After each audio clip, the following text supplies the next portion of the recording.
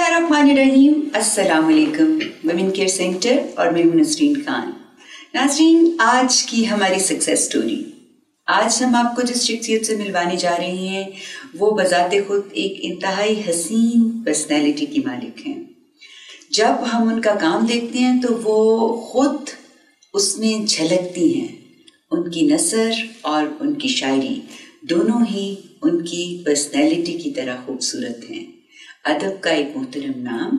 मिलते हैं मोहतरमा जनाब बुशरा इजाज साहिबा। अस्सलाम वालेकुम। वालेकुम सलाम। So glad to C you in my programme. मेरा दिल चाह रहा है कि आज मैं प्रोग्राम छोड़ के सिर्फ आपसे बातें करना शुरू कर दूं।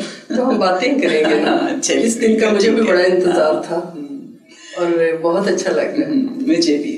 तो सबसे पहले तो आप अपनी सक्सेस की डेफिनेशन हमारे साथ शेयर करें। आपके ख्याल में सक्सेस क्या है?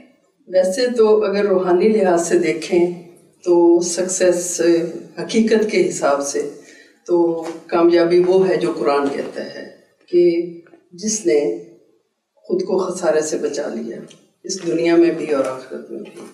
तो डेफिनेटली मैं भी खसारे से बचना चाहती हूँ। मेरी भी कोशिश तो यही है और मकसद भी यही है, मगर आप उसके लिए कोशिश ही कर सकते हैं।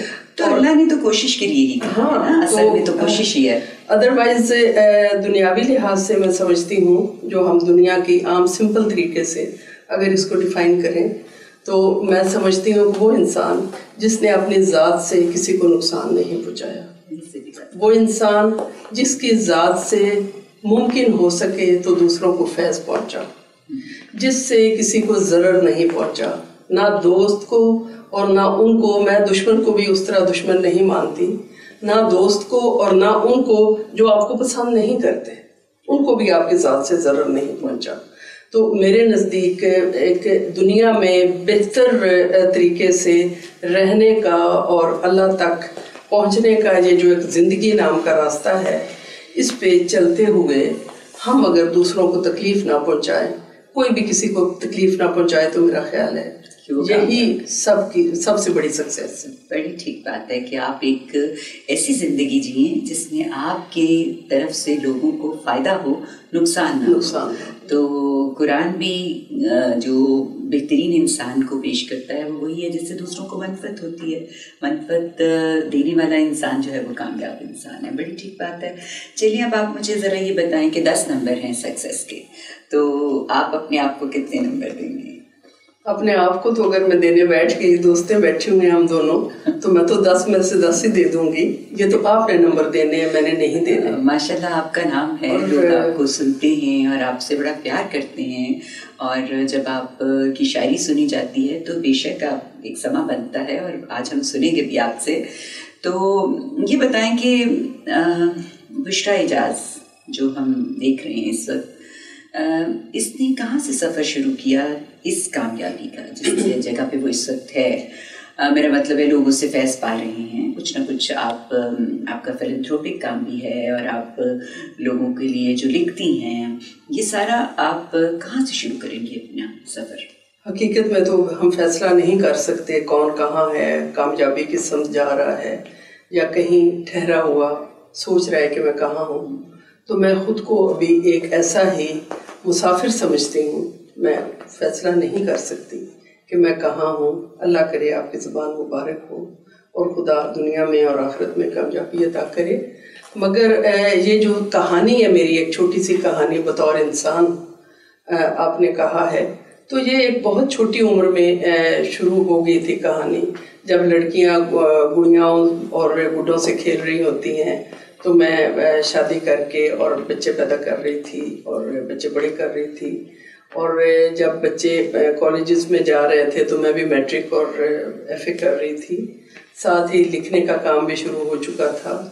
चूँकि एक कंजर्वेटिव फैमिली से बिलोंग करती थी तो इसलिए बहुत ज़्यादा मुखालफत थी, और ना सिर्फ अपने घर वालों की, अपने बहन भाइयों और वालिदैन की तरफ से भी कुछ ज़्यादा इस चीज़ को पसंद नहीं किया जाता था, और इवन मेरे बच्चे बड़े थे उन्हें भी अच्छा नहीं लगता था। तो मगर कोई एक चीज़ थी नसरीन जो मुझे वहाँ ठहरने नहीं दे रही थी। इंसान के अंदर जो क्रिएटिविटी होती है वो रुक नहीं पाती, वो एक दरिया समंदर की तरह ہوتی ہے جو بہرحال باہر آنی ہوتی ہے. ابھی چونکہ میں اس سے منزل سے گزر چکی ہوں, اس زمانے سے نکل چکی ہوں, اگر اب کہیں میں اس کا انالیسس کروں, جیسے مڑ کے آپ دیکھتے ہیں پیچھے, تو مجھے یہی لگتا ہے کہ میرے ذہن میں نہ فیم کا شوق تھا, نہ مجھے کچھ اس کے ذریعے سے, ظاہر ادب میں پیسہ تو ہے نہیں کہ مجھے اس سے کچھ پیسہ بنانا تھا, فیم مجھے چاہیے نہیں تھا. میں بائی نیچر بہت پیچھے کے بینچ پہ بیٹھ کے, تو ایک تماشا, دنیا ایک تماشا, اور میں اس کو دیکھنے والوں میں سے ہوں. تو ایسی کوئی انٹینشن نہیں تھی میری, بس اندر ایک کسب تھی, ایک تڑپ تھی, کچھ چیز تھی جو مجھے کہتی تھی لکھو. اور لکھنے کے لیے بھی مجھے ایک دفعہ ایک بہت اچھے ہمارے رائٹر ہیں مستنصر حسین تارڑ صاحب, اور ان سے میرا بہن بھائیوں والا رشتہ ہے, اب بھی تعلق ہے, میرے سینئر بھی ہیں. ایک زمانے میں میرے گھر آئے اور میں نے سٹارٹ لیا شاعری سے, اور ساتھ میں نے کہانیاں لکھنی شروع کر دیں, پھر ساتھ میں نے پنجابی شاعری شروع کر دی, پھر ساتھ میں نے اخباروں میں لکھنا شروع کر دیا. تو جیسے میں اب سوچتی ہوں کہ جیسے ایک دسترخوان پہ ایک بچے کو بٹھا دیا جائے, ایک طرف ٹافیاں رکھی ہیں, چاکلیٹس رکھے ہیں, ڈرنکس رکھے ہیں, جلدی جلدی جلدی جلدی وہ بچہ جو چیز اٹریکٹ کرتی ہے اس کو لے رہا ہے. تو میری شاید یہ حالت تھی کہ میرے اندر ایک نا شاعری کی شکل بن کے آتی تھی, جب تو میں شاعری شروع کر دیتی تھی, کہانی کی لائن آتی تھی تو کہانی لکھ لیتی تھی. آپ نے زیادہ خواتین کے لیے لکھا, آپ کی شاعری کا بھی زیادہ تر لگتا ہے جیسے محبت, عورت, اس کے جذبے, اس کی سوچ, وہ آپ بیان کرتی ہیں. تو کیا آپ اپنے آپ کو یہ کہلائیں گی کہ آپ عورتوں کی شاعرہ ہیں, یا کچھ اور ہے اس کے پیچھے, مطلب ہے کہ آپ زیادہ تر خواتین پہ فوکسڈ کیوں ہیں؟ دیکھیں, جب میں نے شروع کیا تھا تو مجھے عورتوں کے دکھوں کا زیادہ تجربہ تھا اس زمانے میں, کیونکہ کوئی عورت ہی عورت کے دکھ محسوس کر سکتی ہے. میں جس خاندان سے تھی, میں نے وہاں بھی عورتوں کو بڑے دکھوں میں دیکھا, گھٹ گھٹ کے ان دکھوں کو جیتے دیکھا. اور میں نے جو زندگی گزاری اس میں نے بھی کئی مقامات پر بہت ریزسٹنس دیکھی, بہت مزاحمت دیکھی اپنے خلاف, اپنی گروتھ کے خلاف. تو ظاہر ہے میں عورتوں کو کرنے کا پروسیس جو ہے وہ آپ کے لیے بڑا مشکل تھا, سوسائٹی کے پریشر سے, فیملی کے پریشر سے, اپنی آئی ایم شیور جو میاں بچے اور جو سسرال کے سارا پریشر ہوتے ہیں, اس میں سے آپ نکلی. تو وہ جب عورتوں کے دکھوں کو بیان کیا تو میں نے پہلی کتاب لکھی 12 آنے کی عورت. اس میں ایک کہانی تھی ادھوری عورت. عورت پہ میں نے بہت لکھا, مگر نسرین پھر میں اس عورت کے زون سے نکل کر انسان کے زون میں داخل ہو گئی کہ میں نے ادھر ہی جانا تھا.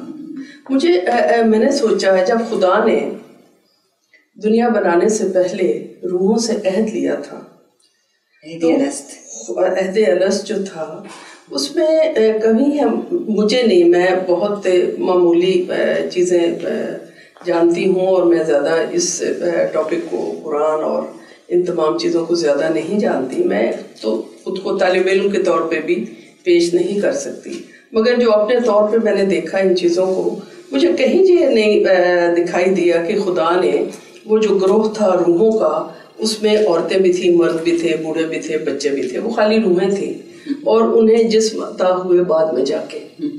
تو میں نے پھر دیکھا کہ خدا تو انسان سے مخاطب ہے, خدا نے تو دنیا انسان کے لیے بنائی ہے, خدا نے تو انسان کو اشرف بنا کر جہاں بھیجا ہے, اور پھر روحوں کو جسم عطا کیے ہیں, کسی کو عورت, کسی کو مرد, کسی کو بچہ, کسی کو بوڑھا, کسی کو کچھ.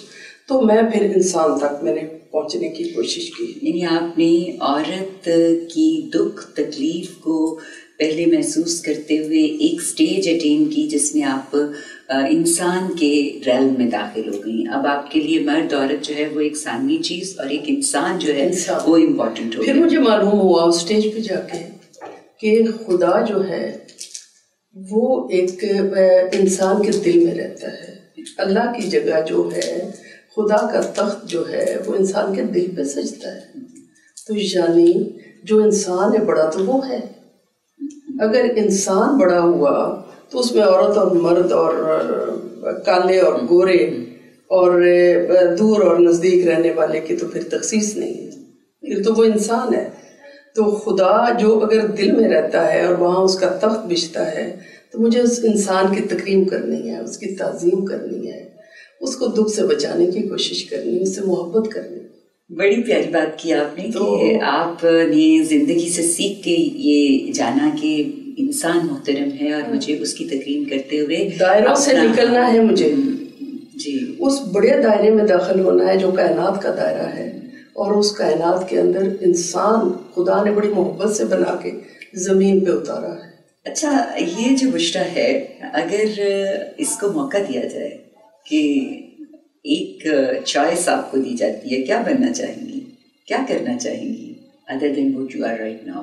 یہ جو بہت کمال ہے آپ، تو کیا چاہیں گی آپ؟ میں جب بہت چھوٹی تھی، اور اب ذرا ہلکی بات لائٹ سے اس میں موڈ کی بات کرتی ہوں، میں جب بہت چھوٹی تھی تو مجھے 2 چیزیں بننے کا بہت شوق تھا ایک ہی وقت میں ڈاکٹر اور ایئر ہوسٹس. دیکھیے کتنے اپوزٹ ہیں. وہ ہوا میں اڑتی تھی، مجھے نہیں پتا تھا ان کی زندگی جو بہت چھوٹی تھی ان کو گلیمرائز کرتی تھی. تو خیر موقع نہیں ملا. تو اگر شعور کے ساتھ اب سوچ کے اگر مجھے میرے سے خدا پوچھے بتا تیری رضا کیا ہے میرے بندے، بتا اب اگلی دفعہ تجھے میں بھیجوں کہیں کسی چکر میں تو واپس آئے تو کیا بنے، تو میرا خیال میں یہی بننا چاہوں جو میں ہوں وہی. میں بہت مناسب جگہ پہ خدا نے مجھے رکھا، بہت اچھی حیثیت میں رکھا. اور میں آپ کو سچ بتاؤں، میں جو تھی میں کچھ بھی نہیں تھی، میں اب بھی کچھ بھی نہیں ہوں.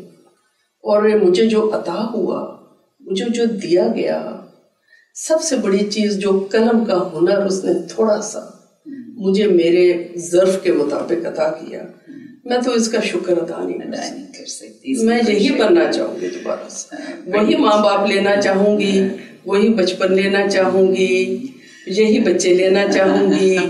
ہاں مگر ایک چیز کی کمی ہے، مجھے کالج لائف کا بہت شوق تھا اور میں 7th میں تھی اور جب میری شادی ہو گئی تو میں نے بعد میں پڑھا بھی تھوڑا بہت، سب کچھ کیا مگر پرائیویٹ اسٹوڈنٹ کے طور پہ.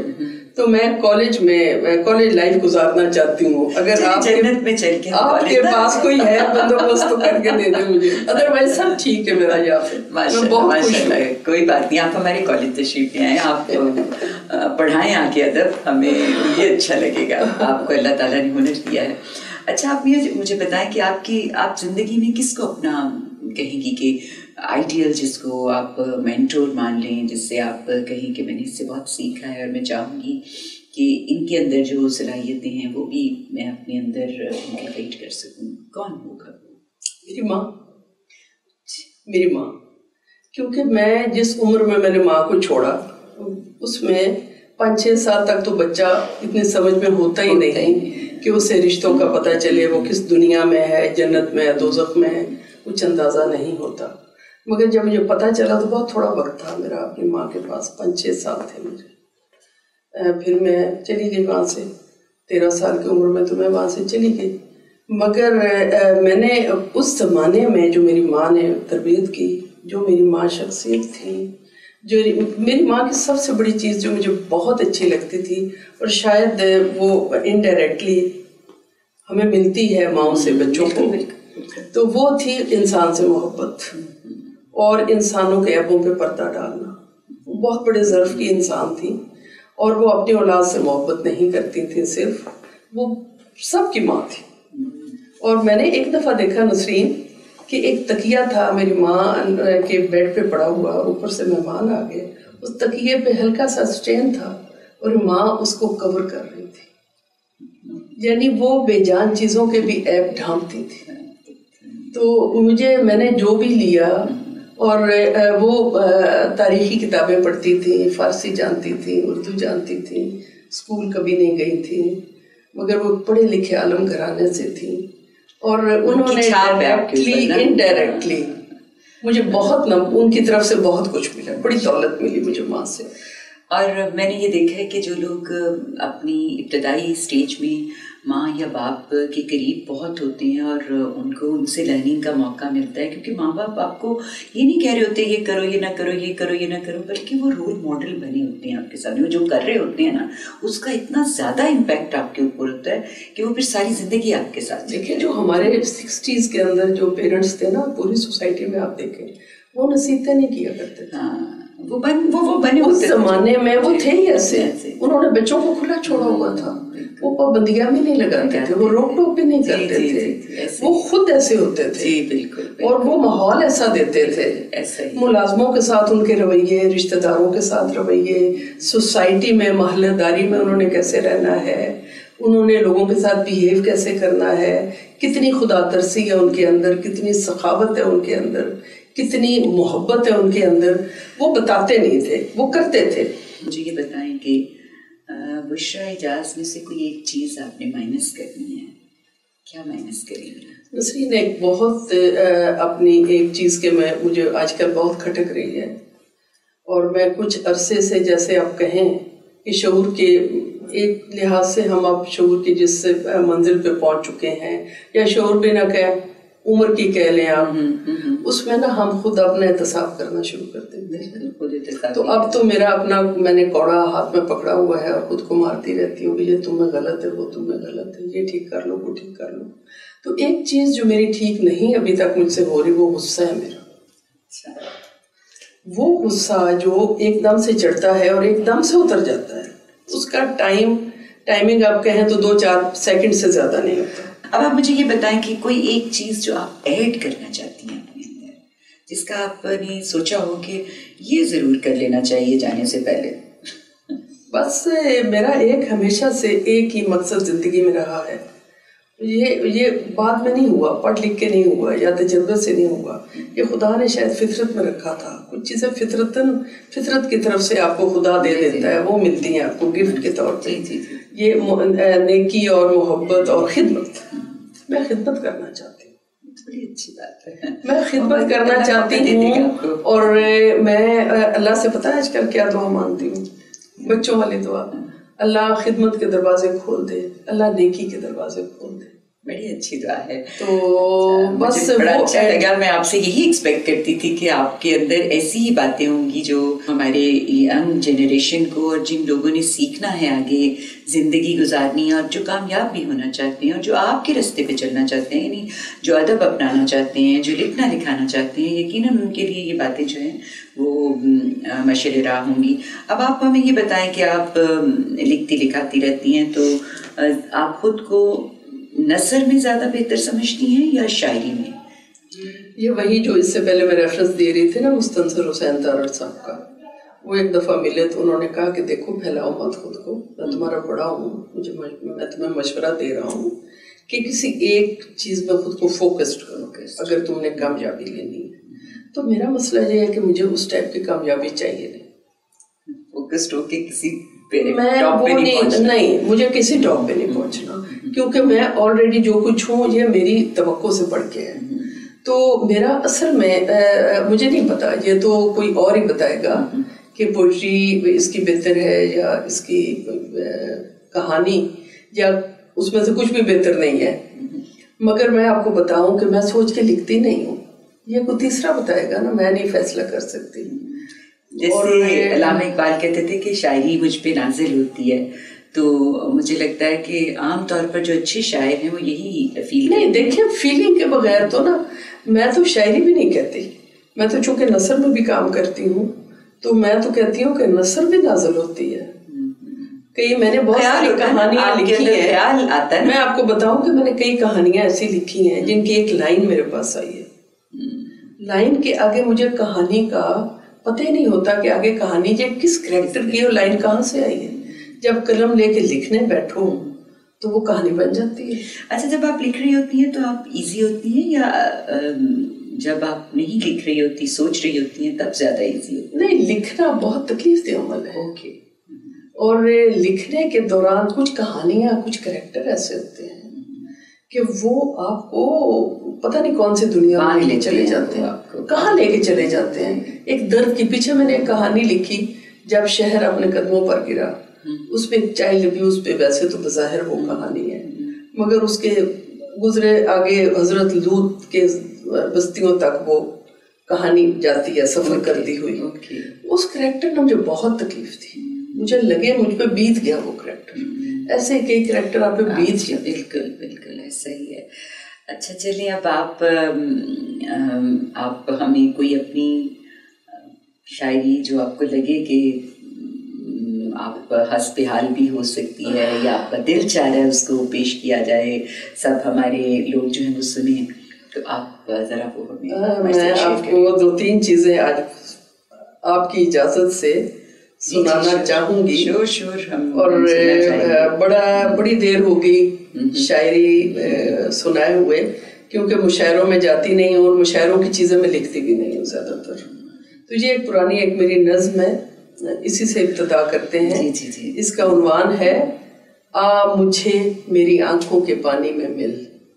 مجھے میری آنکھوں کے پانی. خدا لوگ گیتوں کی بھولی ہوئی تان میں روح انسان میں مجھ کو مل. خدا لوگ گیتوں کی بھولی ہوئی تان میں روح انسان میں مجھ کو مل. مجھ کو اپنے رسولوں پیغمبروں کے گم گشتہ قصوں میں مل.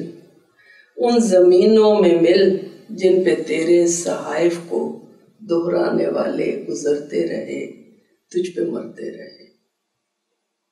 خدا صوفیوں کی عبادت میں مل, آیتوں کی تلاوت میں مل, دکھ کی بدلتی ہوئی بھید ساتھ میں مل, آرزو کی کسک میں جدائی کے سالوں میں مل, مجھ کو میرے سوالوں میں مل.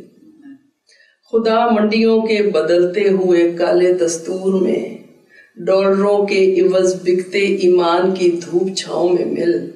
مجھ کو عرضی خداؤں کی طاقت سے سہمی ہوئی خلق کی بے زبانی میں مل. جو ادھوری رہی اس کہانی میں مل. خدا مجھ کو بارود سے جھلسی لاشوں میں مل. زخمیوں کی نگاہوں میں پھیلے ہوئے بے بسی کے حوالوں میں مل. دل کتابوں میں مل. خدا مجھ کو گندے گناہ گار لوگوں کے خون میں تڑپتی ہوئی شرمساری میں مل. خدا مجھ کو گندے گناہ گار لوگوں کے خون میں تڑپتی ہوئی شرمساری میں مل. اوڑھنے کی شکایت میں پلکوں سے گرتے ہوئے رت جگوں کی بغاوت میں مل. مجھ کو بھولی ہوئی میری اپنی نشانی میں بحر غم میں دھڑکتی ہوئی تشنا کامی میں مل. آ مجھے میری آنکھوں کے پانی میں مل. واہ واہ, آ مجھے میری آنکھوں کے پانی میں مل. تو پھر کہاں ملے, کہاں ملے, کہاں ملے؟ وہ تو ہر جگہ ہے. ہر جگہ ہے, وہ تو ہر جگہ ہے. وہ تو بھیس بدل کے ملتا ہے.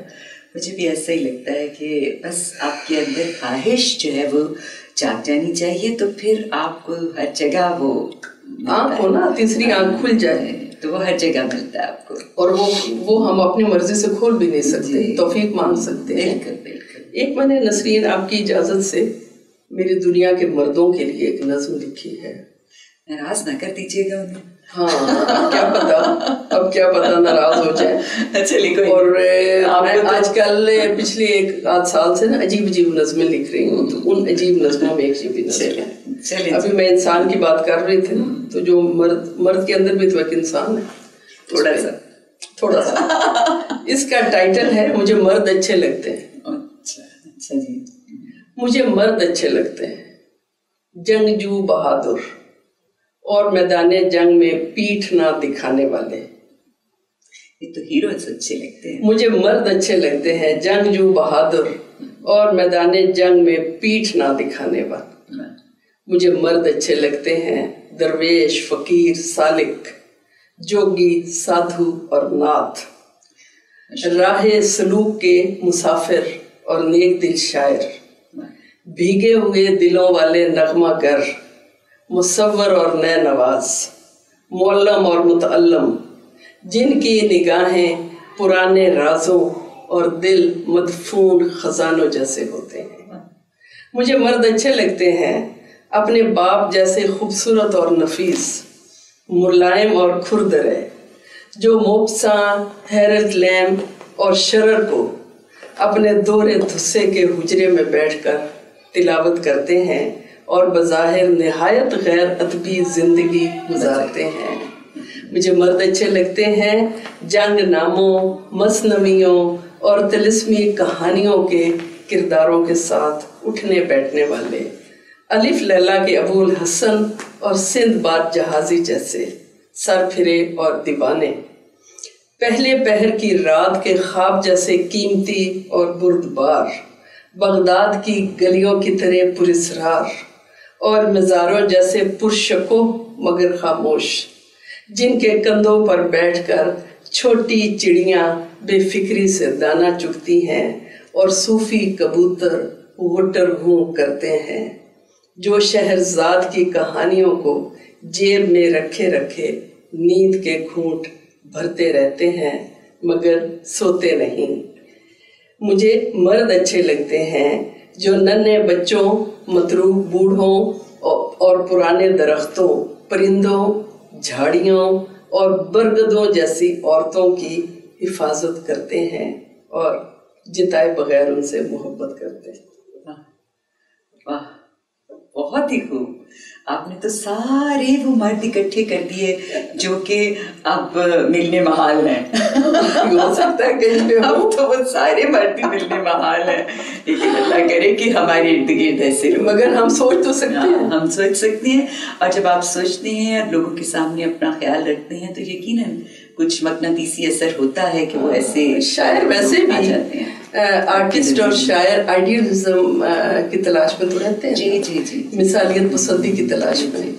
تو مثالیت پسندی کے لحاظ سے جو ایک دنیا تخلیق کی جاتی ہے اس کے کردار تو ایسے بہت پیارے، بہت ہی پیارے کردار۔ میں تو ایسی امیجنیشن کی اس راستے پہ چل نکلی تھی جہاں مجھے واقعی ایسے پیارے پیارے لوگ نظر آ رہے تھے۔ اچھا، بہت ہی پیاری باتیں ہیں آپ کی، ماشاءاللہ، جیسی آپ خود پیاری ہیں ویسے آپ کی پیاری باتیں ہیں۔ کیا آپ ہمارے یوتھ کو پیغام دیں گی؟ کیا ینگ گرلس اگر آپ کو فالو کرنا چاہتی ہیں اور شاعری کرنا چاہتی ہیں، نثر لکھنا چاہتی ہیں، تو وہ کیا کریں؟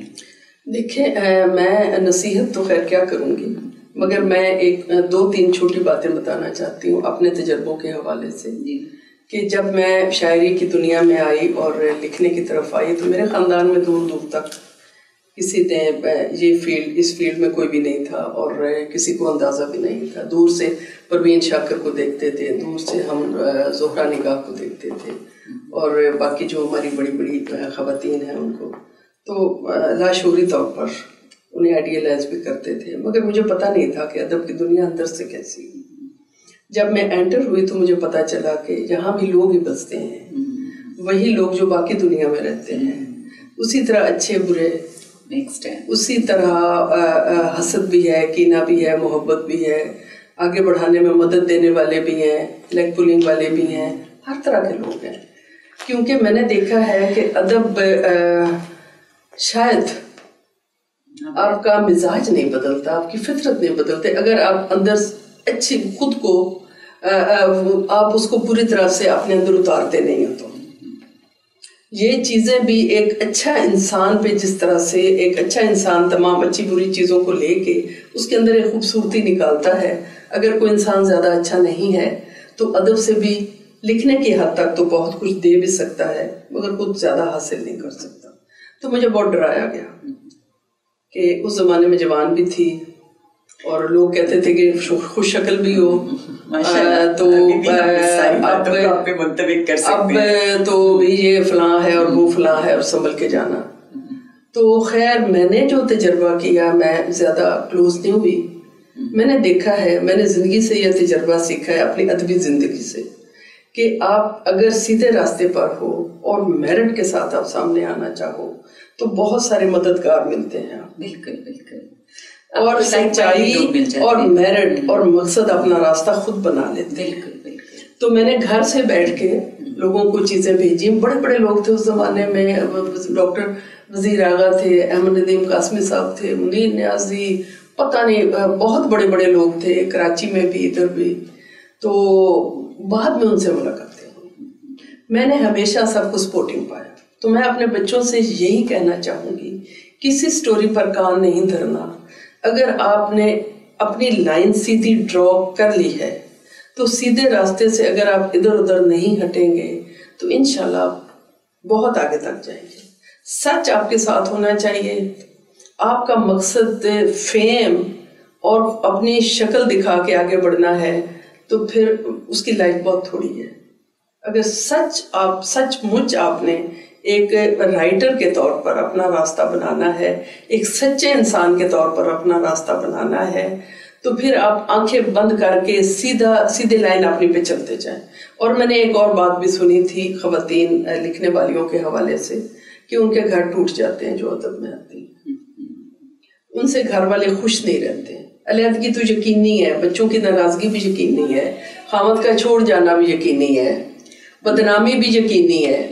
مجھے یہ تو نہیں پتا میں کتنی نیک نام ہوں, مگر میں نے یہ کوشش کی ہے اور میں یہی اپنے بچوں کو بتانا چاہتی ہوں کہ اگر آپ اپنی ذمہ داریوں کو پوری طرح سے نبھائیں دیانتداری کے ساتھ, اور اپنی پریورٹی اگر آپ اپنی فیملی اور گھر رکھیں, تو پیرالل چیزیں آپ کی یہ شوق بھی ساتھ ساتھ آپ خوبصورتی سے چلائے جا سکتے. جو آپ کے اندر ہے وہ ان اینی کیس باہر آ جائے گا انشاءاللہ.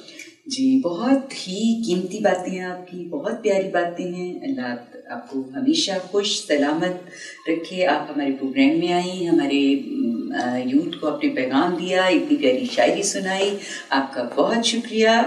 انشاءاللہ پھر ہم آپ کو دوبارہ کسی پروگرام میں دعوت دیں گے. اور جی ناظرین, تو دیکھا آپ نے آج ہماری مہمان نے ہمیں بہت پیاری باتیں سنائی اپنی خوبصورت شاعری کے ساتھ, جو انہوں نے خدا سے ہم کلام ہوتے ہوئے بات کی, اور جو اپنی خواہش انہوں نے بیان کی ہماری اپوزٹ جینڈر کے حوالے سے, مردوں کے حوالے سے. دونوں ہی بڑی پیاری نظمیں تھیں. آئی ایم شیور آپ نے ان کو انجوائے کیا ہوگا. اور ان کا جو پیغام ہے کہ آپ اگر کامیاب ہونا چاہتے ہیں تو سر پھینک کے چلنا شروع کر دیں, ادھر ادھر کی باتیں نہ سنیں. اگر آپ کے اندر کریٹیوٹی ہے, اگر اللہ نے آپ کے اندر کچھ ڈالا ہے, تو وہ یقیناً باہر آئے گا اور دنیا اس کو اپریشیٹ کرے گی. اس پیغام کے ساتھ اجازت چاہوں گی. انشاءاللہ اگلے پروگرام میں نئے مہمان کے ساتھ آپ کی خدمت میں حاضر ہوں گے. تب تک کے لیے اللہ نے